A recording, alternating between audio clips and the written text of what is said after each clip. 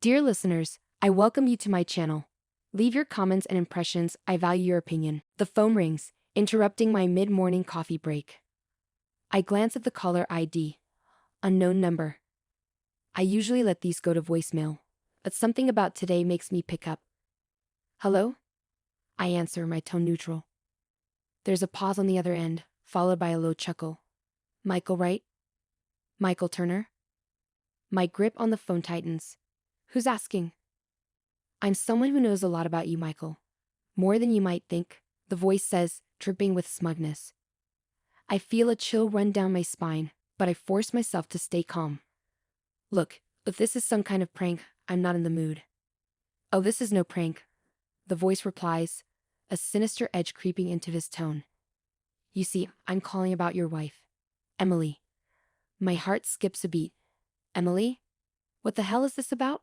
What about her? Let's just say Emily and I have been close, very close. It takes a moment for the implication to sink in.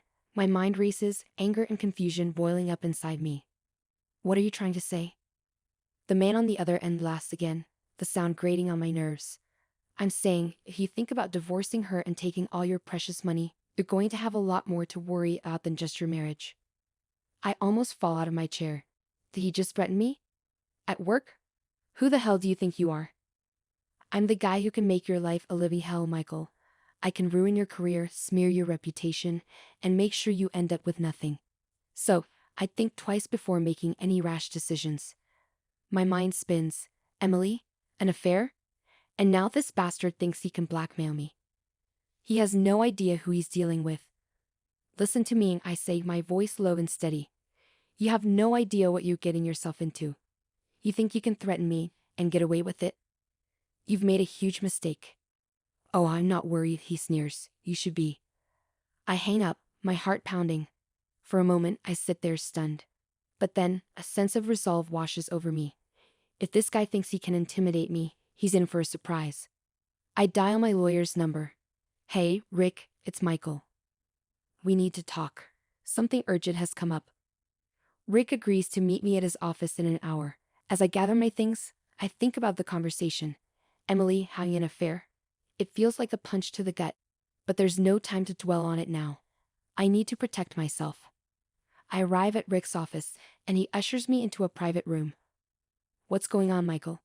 You sounded urgent. I fill him in on the call, watching his expression shift from concern to anger. This guy is serious, Rick. He knows about Emily and me, and he's threatening to ruin my career if I divorce her. Rick leans back, thinking. We need to find out who this guy is. Do you have any idea? None. I admit. But I won't let him bully me. Rick nods. We can hire a private investigator to look into it. In the meantime, don't make any sudden moves. Act normal. We'll gather evidence and build a case. Thanks, Rick, I say, feeling a bit more at ease. I appreciate it. As I leave Rick's office, my phone buzzes with a text message. It's from Emily. Can we talk tonight? It's important. I stare at the message, my emotions a whirlwind. I have so many questions, but one thing is clear. This is just the beginning. Whatever happens next, I need to stay sharp and be ready for anything. That evening, I return home, my mind racing with strategies. I need to confront Emily, but I also need to keep my cards close to my chest. If her lover is serious about his threats, I can't afford to make any mistakes. Emily is waiting for me in the living room, her eyes red from crying. She looks up as I enter, her expression a mix of guilt and fear. Michael, we need to talk. I sit down across from her, keeping my face neutral. Yeah, we do. What's going on, Emily? She takes a deep breath, wringing her hands. I've been seeing someone else. I didn't mean for it to happen, but it did. And now he's threatening you. I had no idea he would do that, I swear. I study her, trying to gauge her sincerity. Who is he? His name is Jack. We met at a conference a few months ago. It started as just a fling, but then it got serious. And now he's obsessed. I didn't know he would take it this far. Why didn't he tell me? I ask, my voice hard. I was scared, she admits, tears streaming down her face. Scared of losing everything, scared of what you would do. I never wanted it to come to this. I lean back, processing her words. Part of me wants to yell, to demand answers, but I know I need to stay focused. Emily, we need to be smart about this. Jack has threatened my job, my reputation. We need to find a way to stop him. She nods, wiping her tears. I'll do whatever it takes. I'm so sorry, Michael. We'll figure this out, I say, more to myself than to her. But we need to be careful. And we need to keep this between us for now. Emily agrees, and we spend the rest of the evening discussing our next steps. I call Rick again, updating him on the situation. He assures me that he'll start looking into Jack immediately. As the night wears on, I feel a mix of anger, betrayal, and determination. Jack thinks he can intimidate me, but he's about to find out just how wrong he is. This isn't over, not by a long shot. And I intend to come out on top, no matter what it takes. The next morning, I arrive at the office earlier than usual. The events of the previous day are still swirling in my mind, but I need to focus. I need to act as if everything is normal. Rick's words echo in my head. Act normal. Gather evidence. As I sit at my desk, my assistant Laura pokes her head in. Morning, Michael. You're here early. Coffee? Thanks, Laura. That would be great, I reply, forcing a smile. She returns a few minutes later with a steaming cup and a concerned look. Is everything okay? You seem off. I take the coffee, appreciating the warmth. Just a lot on my plate. Thanks for asking, though. Laura nods, but I can see the worry in her eyes. She's been with me for years and knows when something's up. I can't let her see through the cracks. The day drags on with meetings and emails. My mind keeps drifting back to Emily and Jack. Who is this guy, and how deep does his obsession go? I need answers, and I need them fast. Around lunchtime, I get a call from Rick. Michael, I got some information. Can you come over to my office? On my way, I say, grabbing my coat. I tell Laura I'll be out for a while and head to Rick's office downtown. Rick greets me with a firm handshake. Let's talk in private, he says, leading me to a conference room. He closes the door behind us and sits down, spreading out a few documents on the table. I've done some digging, Rick begins. Jack Wilson. He's got a history of manipulative behavior and a few restraining orders from past relationships. He's bad news, Michael. I let a breath I didn't realize I was holding. What do we do? We need to gather evidence of his threats. I've already contacted a private investigator to follow him and see what he's up to. Meanwhile, you need to keep any communication with him documented. If he contacts you again, record it. I nod, absorbing the plan. And Emily? She needs to stay away from him, Rick says firmly. Any contact could make things worse. Have her change her number if necessary. As I leave Rick's office, I feel a mix of relief and anxiety. We're making progress, but this is far from over. That evening, I talk to Emily again. We sit in the kitchen, the tension thick between us. Rick found some information on Jack, I say. He's got a history of this kind of behavior. We need to be careful. Emily nods, her eyes red from crying again. I'll change my number. I'll do whatever it takes, Michael. I just want this nightmare to end. Me too, I say, squeezing her hand. But we need to be smart. Rick has hired a private investigator. We need to gather evidence and build our case. She nods again, and we sit in silence for a while. The weight of the situation pressing down on us. The next few days pass in a blur of work and tension at home. Emily and I are trying to rebuild our trust, but it's not easy. Every time my phone rings, I half expect it to be Jack with another threat. One afternoon, while I'm in a meeting, Laura interrupts with a note.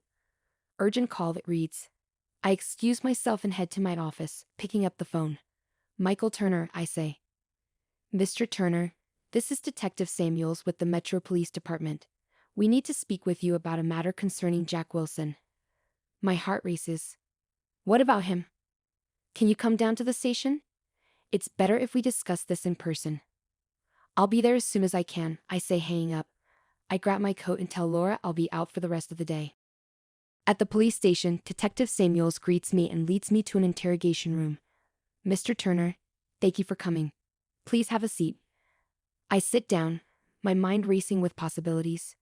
What's this about? Jack Wilson was found dead this morning, Samuels says, watching my reaction closely. Shock washes over me. Ted, how? We're still investigating, but it appears to be foul play. Given the threats he made against you, we need to ask you some questions. I nod, trying to process the information. Of course. I'll help however I can. Samuels begins asking about my interactions with Jack, the threats he made, and my whereabouts over the past few days. I answer truthfully, providing as much detail as I can. Do you have any idea who might have wanted him dead? Samuels asks. I shake my head. No.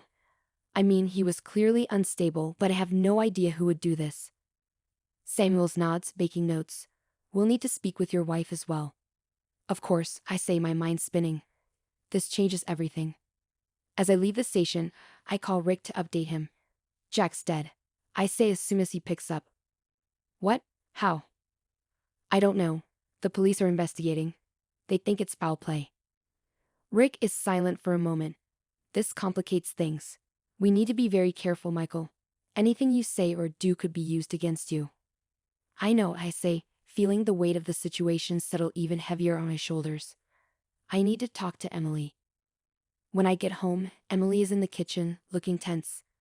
I just got a call from the police, she says, her voice shaking. They want to talk to me about Jack. I nod, pulling her into a hug. I know. We'll get through this, Emily. We just need to stay calm and stick to the truth. As we sit down to dinner, the phone rings again. This time, it's the private investigator. Michael, I got something.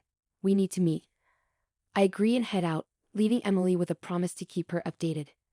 The investigator, a grizzled man named Frank, meets me at a nearby cafe. Jack was involved in some shady business, Frank says, sliding a folder across the table. Debt, drugs, you name it. He had a lot of enemies. I open the folder, skimming through the documents. So, someone else might have wanted him dead. Exactly, Frank says. But we need to tread carefully. The police will look at you and Emily first because of the threats. We need to prove your innocence. I nod, feeling a glimmer of hope. Thanks, Frank. Keep digging. We need to clear our names. As I drive home, I feel a mix of relief and determination. Jack's death is a shock. But it might also be our way out. If we can prove we had nothing to do with it, maybe we can finally put this nightmare behind us. But as I pull into the driveway, I can't shake the feeling that this is far from over. Jack's threats, his death, the police investigation, it's all connected somehow, and I need to find out how before it's too late. The next morning, I wake up with a sense of urgency. Jack's death has added a new layer of complexity to an already tangled web, and I know I can't afford to waste any time. Emily and I barely spoke last night. The weight of the situation hung heavily between us, and we both needed time to process everything. I head to the kitchen, where Emily is already up, sipping coffee and staring out the window. Morning, I say, trying to keep my tone light. Morning, she replies, her voice distant. I didn't sleep well. Neither did I. I admit, pouring myself a cup of coffee. We need to stay focused. The police are going to be all over this. I know, she says, her eyes meeting mine. I can't believe he's dead. I never wanted any of this to happen. We'll get through it, I assure her. But we need to stick to the plan. Be honest with the police and keep each other in the loop. She nods, but I can see the fear in her eyes. I squeeze her hand, hoping to give her some reassurance. As I drive to work, my mind is racing. I need to find out more about Jack's enemies. Frank mentioned his shady business dealings, but I need details. I decide to call him on the way. Frank, it's Michael. I need you to dig deeper into Jack's connections. Who could have wanted him dead? I'm on it, Frank says. I've got a few leads already. I'll keep you posted. Thanks, I say, feeling a bit more at ease. At least I have someone competent on my side. The day at the office is a blur. I go through the motions, but my mind is elsewhere. Laura notices my distraction and gives me concerned looks, but I brush them off. I can't afford to let anyone in on this mess. Around lunchtime, my phone buzzes with a message from Rick. Meet me at the courthouse at 2 p.m. We need to discuss the case. I respond with a quick, on my way, and head out. When I arrive, Rick is waiting for me in a small conference room. Michael, we need to talk strategy, he says, his expression serious. The police are going to scrutinize every aspect of your life and Emily's. We need to be prepared. I know, I say, sitting down across from him. Frank's looking into Jack's enemies.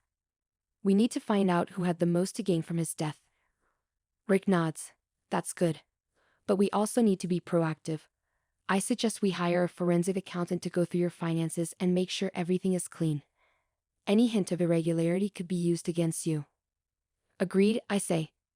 I'll get on it right away. As we wrap up our meeting, Rick's phone buzzes. He checks it and looks up, his expression grim. That was the detective. They want to question you again tomorrow. I nod, feeling a knot of anxiety tighten in my stomach. I'll be ready. That evening, I return home to find Emily pacing the living room. The police called me. She says as soon as I walk in, they want to talk to me tomorrow. Me too, I say, sitting down on the couch. We need to stick to our story. Be honest, but don't volunteer any unnecessary information. Let them lead the conversation. She nods, but I can see the fear in her eyes. What if they think we did it, Michael? What if they arrest us? They won't, I say, trying to sound confident. We didn't do anything wrong. We just need to stay calm and let Rick handle the legal side. The next morning, I arrive at the police station for my interview.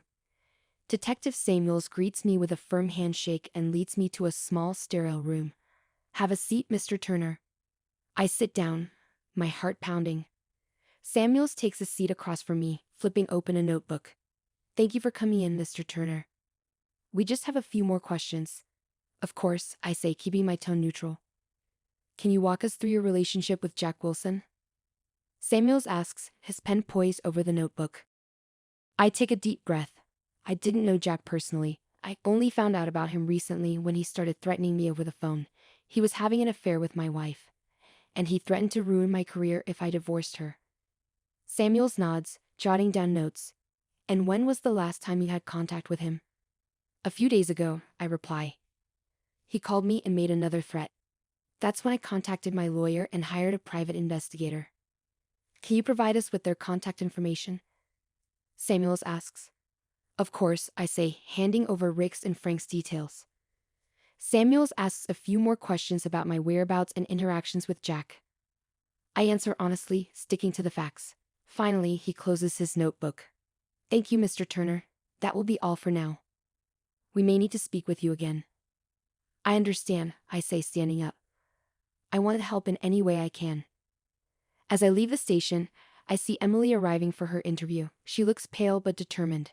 I give her a reassuring nod as we pass each other. Good luck, I whisper. You too, she whispers back, her voice trembling. The rest of the day is a blur of anxious waiting. I keep my phone close, expecting a call from either Rick or Frank. Finally, in the late afternoon, Frank calls. Michael, I got something, he says. Meet me at the usual place. I head to the cafe where we've been meeting. Frank is already there, a grim expression on his face. What did you find? I ask, sitting down. Jack was deep in debt to some dangerous people, Frank says, sliding a file across the table. Gambling, drugs, you name it. There's a guy named Victor Salazar who's particularly nasty. Jack owed him a lot of money. I flip through the file, my mind racing. So, Victor might have had a motive to kill Jack? Exactly, Frank says. I've got a few leads on where we can find him. But be careful, Michael. This guy is dangerous. I will, I say, feeling a mix of fear and determination. Thanks, Frank. Keep digging. As I drive home, I think about my next steps. Victor Salazar is the key. If we can prove he had a motive to kill Jack, we might be able to clear our names. That night, I share the news with Emily. Frank found a lead, I say, sitting down next to her. A guy named Victor Salazar. Jack owed him a lot of money. Emily's eyes widen. Do you think he killed Jack? It's possible, I say. But we need proof. Frank's looking into it, but we need to be careful. This guy is dangerous. Emily nods, her fear palpable. What do we do now? We wait for Frank to find more information, I say, and we cooperate with the police. The truth will come out eventually. As we sit in silence, I feel a sense of resolve. Jack's death has thrown our lives into chaos, but we will get through this. We have to. For our sake, and for the sake of our future. But as I look into Emily's eyes, I know one thing for sure. This is far from over. and the road ahead is going to be more dangerous than we ever imagined. The days blur into a mix of tension and anxious waiting. Frank continues his investigation into Victor Salazar while Emily and I maintain our routine, trying to act as normal as possible. Each day, I expect the other shoe to drop, for the police to knock on our door with handcuffs ready. But we keep moving forward, hoping that the truth will eventually come to light. One evening, as I'm reviewing some work documents at home, Frank calls. "Michael, I got something. Meet me at the warehouse on 5th and Maple. Come alone." A warehouse? I hesitate, but the urgency in Frank's voice leaves me little choice. "I'll be there in 20 minutes, I say, grabbing my coat. "Where are you going?" Emily asks, her voice filled with concern. "Frank has some new information. I'll be back soon," I say, trying to reassure her. "Be careful," she whispers, her eyes filled with worry. I nod and head out, driving through the dark streets to the address Frank gave me. The warehouse looms ahead, its windows dark and foreboding. I park and approach cautiously, my senses on high alert. As I enter the dimly lit space, I see Frank standing near a stack of crates. "Michael, over here," he calls, waving me over. "Frank, what's going on?" I ask, my voice echoing in the vast, empty space. "I've got a lead on Victor. He's supposed to meet someone here tonight." "I thought you'd want to be here," Frank explains, his eyes scanning the room. "Why here?" "This place is like something out of a movie," I say, feeling a shiver run down my spine. "Exactly, it's off the grid." "No one comes here," Frank says, glancing at his watch. "We need to stay hidden. Follow me." He leads me to a small office at the back of the warehouse. "We can watch from here," he says, pointing to a window that overlooks the main floor. We wait in silence, the tension building with each passing minute. Finally, the sound of footsteps echoes through the warehouse. A group of men enters, and I recognize one of them from Frank's file, Victor Salazar. "There he is," Frank whispers. "Stay quiet and watch." Victor paces the floor, his demeanor menacing. "Where's the money?" he shouts, his voice echoing. Another man steps forward, handing him a briefcase. "It's all there, Victor. The debt's settled." Victor opens the briefcase, counting the money. "This is a good start, but it doesn't cover everything. You know what happens if I don't get what I'm owed?" The man nods nervously. "I understand. I'll get the rest." Victor slams the briefcase shut. "You better. Or you'll end up like Jack Wilson." My heart skips a beat. Did he just admit to killing Jack? I glance at Frank, who nods, indicating he heard it too. Victor continues, "Jack thought he could run from his debts. I made an example out of him. Don't make the same mistake." The man nods again, visibly shaken. "I won't. I promise." Victor and his men leave, their footsteps echoing in the silence. Frank turns to me, his expression grim. "We've got him. We need to get this to the police." We make our way out of the warehouse, my heart pounding. "Do you think this will be enough?" I ask, feeling a glimmer of hope. "It's a start," Frank says. "But we need more. We need to find concrete evidence linking him to Jack's murder." As we drive back, I can't help but feel a sense of dread. This isn't over yet. We still have a long way to go. The next morning, I receive a call from Detective Samuels. "Mr. Turner, we need you to come to the station. We have some questions." I agree, feeling a knot of anxiety tighten in my stomach. When I arrive, Samuels leads me to the same interrogation room. "Mr. Turner, we've received some new information regarding Jack Wilson's murder," he says, his tone serious. "What kind of information?" I ask, my heart racing. "We have a witness who claims to have seen someone else at the scene of the crime. Someone who matches Victor Salazar's description," Samuels explains. A surge of relief washes over me. That's great news. Frank and I have been investigating him. We think he's responsible. Samuels nods. "We're looking into it. But we need to be thorough. Any slip-up could jeopardize the case." "I understand," I say, feeling a glimmer of hope. As I leave the station, my phone buzzes with a message from Frank. "Meet me at the park. Urgent." I head to the park, my mind racing. When I arrive, Frank is waiting for me on a bench. "What's going on?" I ask, sitting down next to him. "I found something else," Frank says, handing me a file. Jack kept a journal. It details all his dealings with Victor. I open the file, my eyes scanning the pages. This is incredible. We need to get this to the police. Agreed, Frank says. But there's more. Look at the last entry. I flip to the last page, my eyes widening as I read Jack's final words. He was planning to run. He knew Victor was after him. Frank nods. It confirms everything. We got enough to bring Victor down. I feel a sense of relief and resolve. Let's do it. We head back to the police station, where Samuels meets us. Detective, we have new evidence, I say, handing him the journal. Samuels flips through the pages, his expression serious. This is significant. It might be enough to get a warrant for Victor's arrest.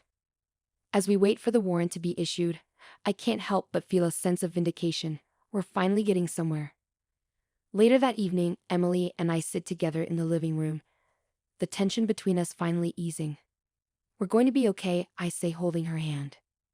I hope so, she says, her eyes filled with hope. Just as we begin to relax, there's a knock at the door. I open it to find Detective Samuels standing there. Mr. Turner, we need you to come with us. My heart sinks. What's going on? We've issued a warrant for Victor Salazar's arrest, but we need you to identify him, Samuels explains. I nod, feeling a mix of fear and determination. Let's go. At the station, I identify Victor from a lineup. As he's led away in handcuffs, he glares at me. You'll pay for this, Turner. I meet his gaze, unflinching. Not this time, Victor. The next few days are a whirlwind of legal proceedings and media attention, but as the dust settles, it becomes clear that we've won. Victor is charged with Jack's murder, and the case against Emily and me is dropped. One evening, as Emily and I sit together, a sense of peace finally settles over us. We did it, she says, her voice filled with relief. Yes, we did. I reply, holding her close. And we're stronger for it. As we sit in silence, I can't help but feel a sense of gratitude. We've been through hell and back, but we come out the other side stronger and more united than ever. And no matter what the future holds, I know we can face it together. Just as we begin to relax, the phone rings. It's Frank. Michael, there's something you need to know, he says, his voice urgent. What is it? I ask, feeling a sense of dread. There's another player in this game, someone who's been pulling the strings from the shadows. Someone very close to you, Frank says. My heart races. Who? It's Laura, Frank says. Your assistant. She's been working with Victor all along. The room spins around me as the realization hits. The betrayal cuts deep, but I know one thing for sure. This is far from over, and the fight for justice has only just begun.